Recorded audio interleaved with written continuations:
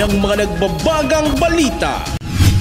Mag-ina na nagpa-check up lang umano, patay matapos matangay ng malakas na ragasan ng tubig sa Iriga. Mga handcrafted fashion pieces at accessories na made in Inabog, tampok sa aktibidad ng DTI. At mga kababaihan sa Pili, benepisyaryo ng medical mission ng Kamsur LGU. Medical missions ng probinsya, mahalaga sa pag-agap ng anumang malalang karamdaman.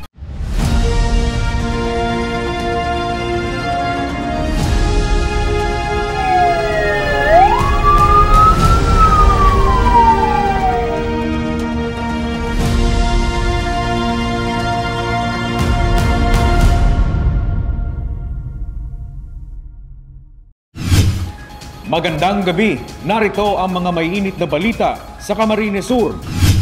Malamig ng bangkay nang matagpuan ang katawan ng isang batang tinangay umano ng malakas na ragasa ng tubig sa Iriga City. Bata at ina nito tinangay ng malaalong ragasa na nagpa-check up lang sa Naga City. May ulat si John Amador. Naramdaman ang malakas na pag-uulan nitong nagdaang araw sa ilang bahagi ng Kabikulan. Ang malakas na pag-uulan nagresulta sa flash flood at pag-apaw ng isang spillway na nagdudugtong sa San Jose Pugay Baaw at Santa Teresita. Nagkataong napadaan ang isang makina sa lugar at tinangay ng rumaragas ang tubig. Unang natagpuan ang wala ng buhay na bangkay ng ina nitong Huwebes, ang 42 anyos na kinilalang si Aiza Ampungan na taga San Rafael Pugay Baaw, Camarines Sur. Nangyari po ang pagpusog kang ragasa kang tubig baha po kang Miyerkules po, August 13. Tapos po nabalita po na mag-ina na inanod kang tubig baha. Kahapong siguro sir, nakita na po yung nanay. Sa ilog namang ito sa San Isidro, Iriga City, natagpuan ang malamig na ring bangkay ng 2 taong gulang na anak ni Aiza nitong Biyernes. Yung anak po niya sir, parang ngayon po nakita dito po sa barangay sa San Isidro. Yung una po nakakita ng bata na palutang-lutang po doon sa may Waras River, si Mr. Rolly Baksain po. Natagal naman po mismo sa Zone 1. Na, kasi po, parang may kukalata naman sa Waras na ilinya. Tapos pagkain niya siguro sir, inapulan naman si Kagawad Gibara. Kaya po si Kagawad Gibara po, isa ko sa barangay Kagawad ko, ang naka-respondi po naman sa area. Pag ano ko po ng sako, pagpatong ko dyan, siyempre po pag akyat ko ng ganon, may nakita po akong bata na papataw-pataw dyan sa ilog. Akala ko po manikin. Kaya linapitan ko, tiningnan ko ng ganon. Ayun pala tao. Tapos, ayun, papunta na po siya doon sa baba.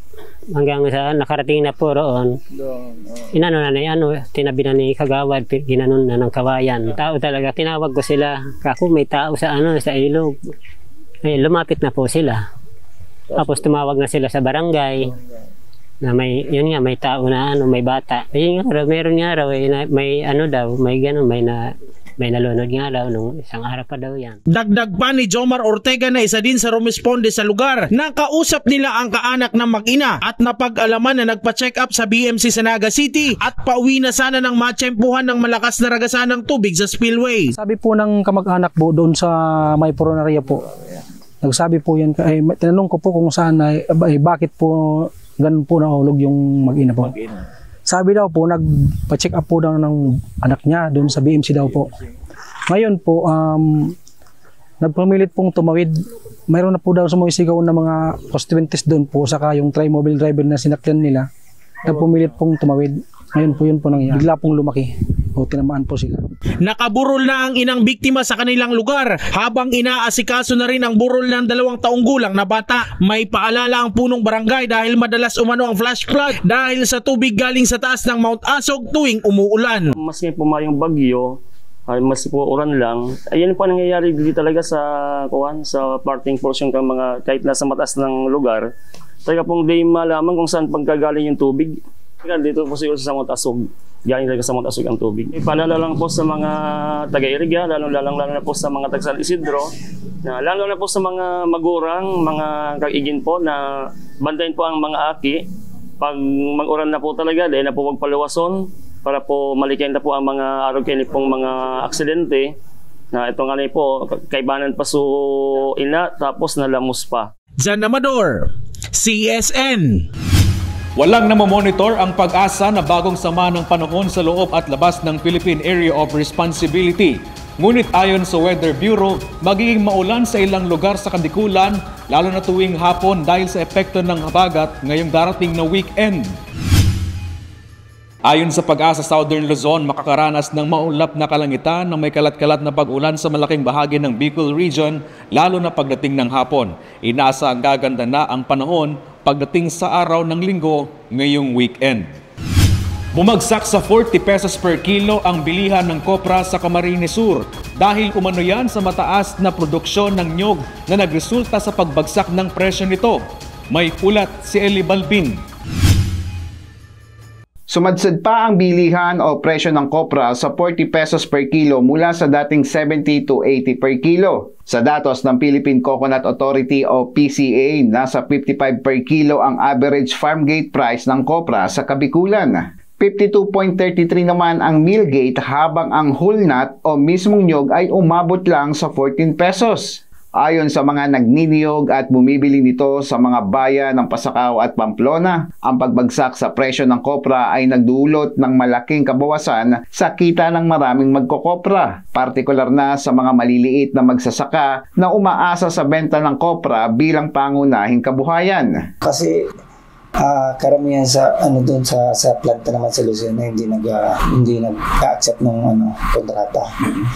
Kaya binili namin ngayon, deliver namin kinabukasan, mababa na. Kaya lugi. Isa lamang si Tatay Anastasio ang nakaranas ng pagbaba ng presyo ng kopra. Dapat maintain lang yung presyo, i-maintain mo lang dahil kailangan ng pamilya. Kung mababa, yung budget, maano yung budget natin sa pamilya. Halimbawa, ang bigas, so pagbibili ng mga ulam, dapat i-retain ito yung ng coco feed. Dahil naapekto naman yung mga palakopra talaga.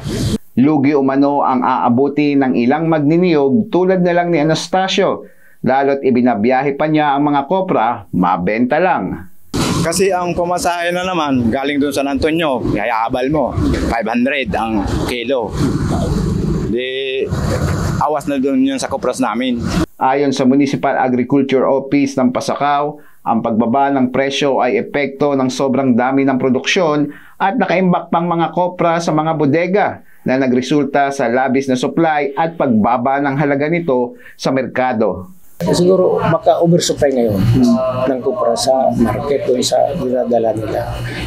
Dito may mga kumprada. Tapos siguro may monitor naman siguro nila ang presyo doon sa Laguna siguro nang nadala sa processing plant. Siguro sa low supply and demand. Pag maraming supply ng kopra, siguro biging mababa. Eli Balbin, CSN.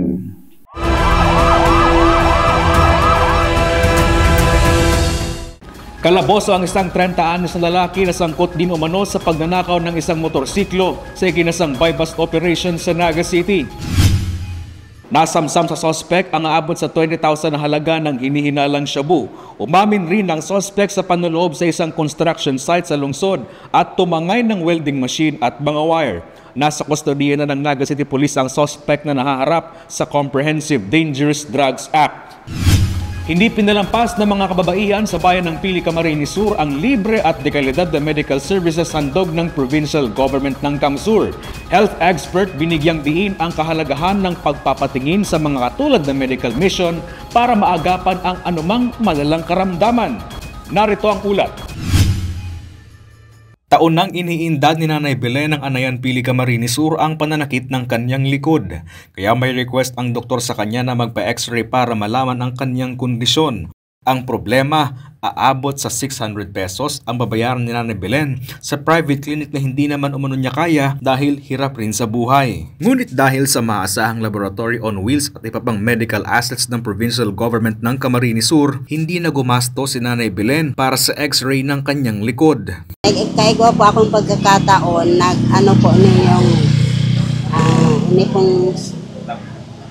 laboratory on wheels, Nag-ikipo ko para Isa lang si Nanay Belen sa mga kababaihang na benepisyuhan ng Mobile Medical Mission ng Kapitolyo sa ilalim ng pamumuno ni Governor Elry Villafuerte. Layunin nitong mailapit pa sa mga komunidad ang libre at de kalidad na healthcare services ng Kamsur LGU, dala ang mga makabagong health assets. Dahil sa programang ito ay hindi na kailangan pang gumastos at pumunta sa mga private clinics ng mga residente, makapagpatingin lang sa espesyalista. Ayon kay Dr. Erica Galang, Medical Officer ng PHO Kamsur, mahalaga at malaking tulong ang kahalintulad na programa upang malaman at maagapan ang anumang malalang karamdaman ng isang individual. Very important po siya kasi yung iba hindi talaga nagpapa-check up kasi ang dami pong reasons, natatakot magpa-check up, masyadong malayo.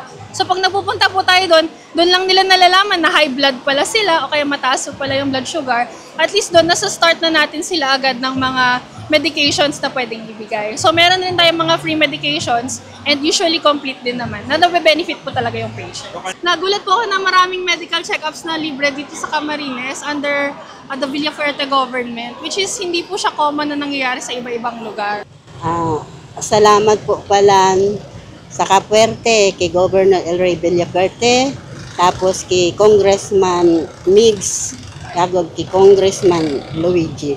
Salamat pong maray sa tabang ninyo. Nagpapasalamat po kami kay Gov dahil po sa pag-sponsor po kaning araw kaning na medical and dental. Dahil na po kami marayo para magpa-check up. Digdi po libre na. Chris Novello, CSN.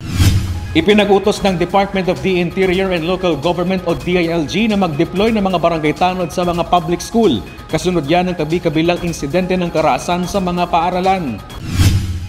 Ang pagpapadeploy ng mga tanod sa mga paaralan ay base sa Memorandum Circular 2025-072 na naghihimok sa mga barangay na i-deploy ang kanilang mga barangay police sa mga paaralan. Bahagi rin ito ng pagtulong ng DILG sa DepEd upang masiguro ang ligtas at maayos na seguridad sa mga paaralan. Isa sa mga nagpapatupad na ng kautusan ay ang Local Barangay Unit ng Bulwang sa Baaw, Camarines Sur. Para maging ligtas yung mga bata, yun ang pinakaan namin dito. Nakatawid nila para nasa ayos silang lahat. Walang disgrasya. Yung natin yun na. Minsan kusang nag-ano sila pag may mga disiplina. Time out muna ang mga ilaw ng tahanan sa Pili Kamsur sa mga gawaing bahay at nakapag-pamper time tulad ng libreng gupit at manicure. Kaugnayan ng pagkilala ng Municipal Agriculture's Office sa mga mahalagang kontribusyon ng mga nanay sa kalusugan ng mga bata. Narito ang ulat. Aabot sa 200 mga ilaw ng tahanan sa Pili Camarines Sur ang nahandugan ng Nutripacks mula sa Municipal Agriculture's Office. Para sa LGU at Mau Pili, kahit tapos na ang pag-obserba ng Nutrition Month na nakatuon sa mga bata ay dapat din umanong matutukan ang nutrisyon at kalusugan ng mga magulang, lalo na ng mga nanay. So, pigtiripunta po ini para tawan ning importansya ang mga kababaihan, lalo na ang mga nanay. Kasi aramdaman po baga na ang mga nanay, iyo po yan itong mga nagpo-provide ng pagkakan, nagpe-prepare ng pagkakan para sa inyong pamilya. Actually, dako laon po papel ang ang mga magurang, lalo na ang mga nanay. Kasi sinda ito nagpe-prepare, sinda itong naghahanda ka mga pagkakan para sa mga aki ninda. Na kung saan dapat, itong tamang nutrisyon na kinakaipuan kang mga aki, maitao po ninda duman sa indang pamilya. Nagtipon-tipon sa Pili Sports Complex ang aabot sa 200 mga nanay bilang pagkilala sa mga ito sa pagpapanatili ng malusog na kalagayan ng mga kabataan. Time out muna ang mga ito sa gawaing bahay at nakapag-pamper time tulad ng libreng gupit at manicure. Maliban dyan ay nabenepisyohan rin ang mga ito ng medical mission ng provincial government ng Kamsur under Governor Elry Villafuerte. Courtesy po yan kang Provincial Health Office, napigtaw po sa tuya, sa pig-request po sa pamamayo ni Honorable Mayor Marivic Solano na kita po maka-avail ka ining or maka-request kita sa Provincial Health Office para sa medical, dental, and igwa pa po ning ultrasound. Bigyan na po ninda. Then may iba na pa po ninda ning grooming, proper grooming. So, daro package na po ini, yung celebration po ini. Chris Novello, CSN. From elegant gowns to other fashion pieces and accessories. Yan ang tampok ng mga produkto na gawa mismo sa pinagmamalaking fabric ng buhi, ang inabog. May ulat si Darlene Lastrulio.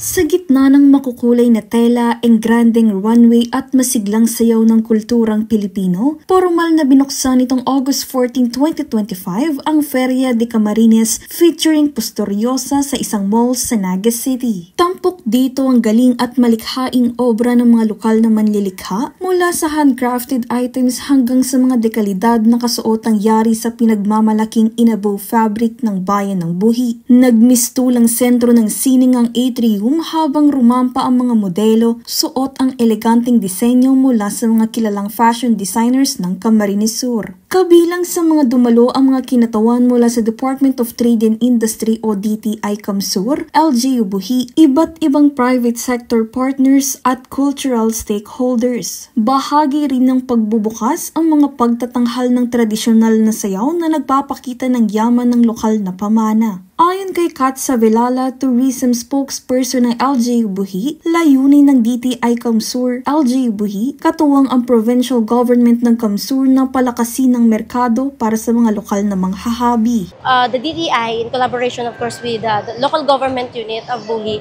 gusto pa nilang mas mapalaki yung market and of course the income ng aming mga weavers. And surely, alam po namin na every year na ginagawa kami nilang special sa mga ganitong event would give pride po. And syempre, sa mga weavers namin, sobrang malaking tulong po. Ibinahagi rin niya na dekada na ang nakalipas mula ng unang sumabak ang inabo sa merkado at ngayon marami ng mga hobby ang umasenso mula sa pagiging simpleng tagagawa hanggang sa pagiging negosyante. Malaki ang pasasalamat ni Savelala kay Mayor Ray Lacoste ng LGU Buhi na noong kanyang unang termino pa noong 2007 ay nagsimula ng isulong ang One Town, One Product o OTO program para sa inabo. He is the one really initiated this because the last time na leadership niya during his mayor 2007 siya po ang unang mayor na nag-adapt ng One Town, One Product. So kaya si mayor po talaga grabe ang support and love sa ating mga weavers. Up until maging namin yung aming ini-aim na globally, makilala si Inabo. Nagpapasalamat rin ito sa itinutulak na batas ni Congressman Migs Villafuerte na gamitin ang local fabric ng buhi na Inabo bilang academic dress ng mga paaralan. Alam mo, everything paid off. Maski nakakapagod, talagang very satisfying, very successful ang nangyari. And I really give credit to the collaboration of the different stakeholders, both the private and government alike. So, thank you sa lahat ng partners namin. Of course, the provincial government of Camsur, headed by Governor El Rey Villafuerte, ang Camsur Chamber by President Anigay Tibadong, the Robinsons Naga, the local government of Buhi, headed by Mayor Ray Lacoste, and of course, ang lahat ng mga MSAPs natin, lahat ng mga weavers, thank you very much.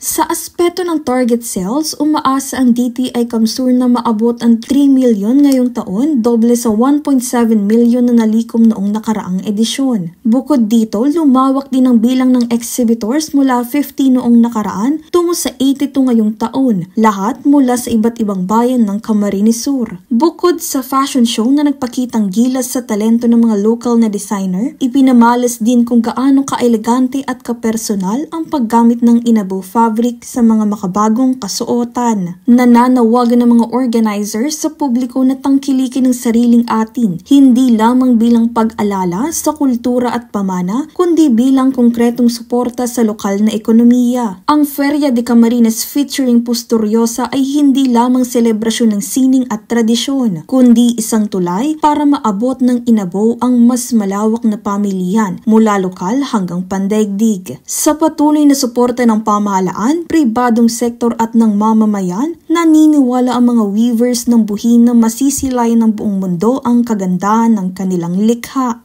Darlene Lastrulio, CSN. At yan ang mga mainit na balita ngayong araw sa Camarines Sur. Kami ang Camsur News. Ako po si Chris Novelo. Diyos mabalos sa pagtitiwala.